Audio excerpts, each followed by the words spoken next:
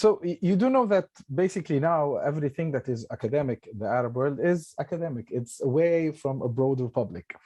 However, this was not the case historically. Historically, we do have something called the majalis.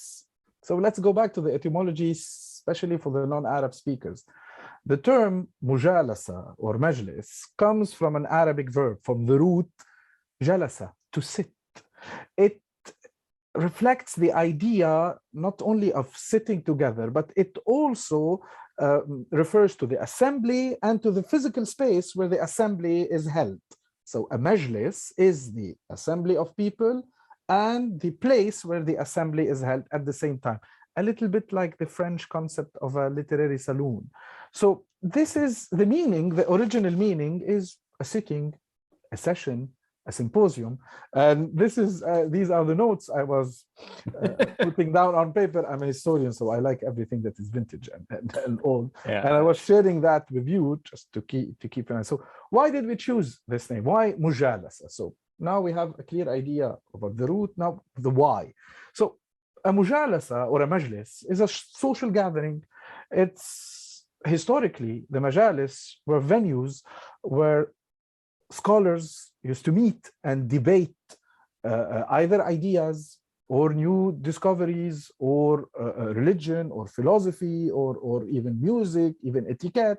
They were our version, our Middle Eastern version of the literary saloons of the Enlightenment period. They were also venues to exchange ideas between scholars and build, and this is very important, intellectual authority. To take part into a majlis was, for the scholars of the Middle East, a way of existence. This was the, let's say, if we want to compare, these were the social media. This is where they shared their work. It was also, the majalis facilitated the transmission of knowledge.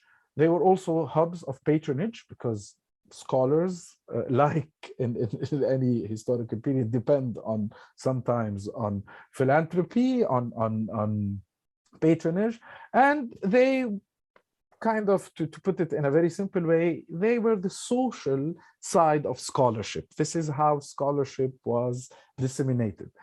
Also, there was a typical etiquette that was developed for the majalis, called adab al-mujalasa, adab, the rules, the etiquette, to formulate a certain polite language, bridging the educational and the regional divides between scholars coming either from the Middle East, Egypt, North Africa, Central Asia, the Ottoman lands, the Mughal lands. So this is an entire region that used to debate and talk. There was a certain shared high culture. But why didn't we choose majlis and we chose mujalasa? Yeah. Majlis in the classical period denotes a certain exclusive assembly of scholars, of big thinkers, theologians. Yeah. It's slightly elitist.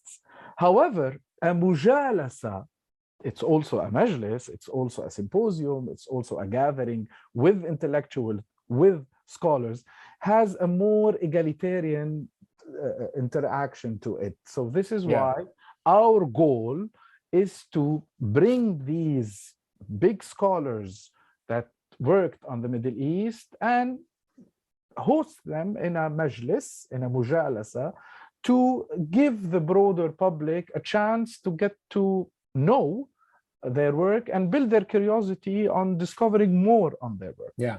So it's sort of like the analogy of the court, the high court versus the cafe.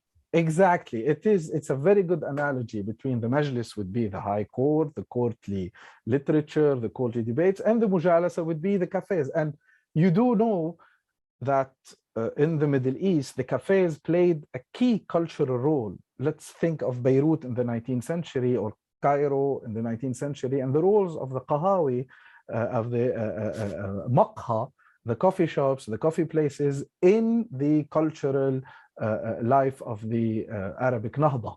Which is where you and I cooked up this idea. Exactly. So it's apropos.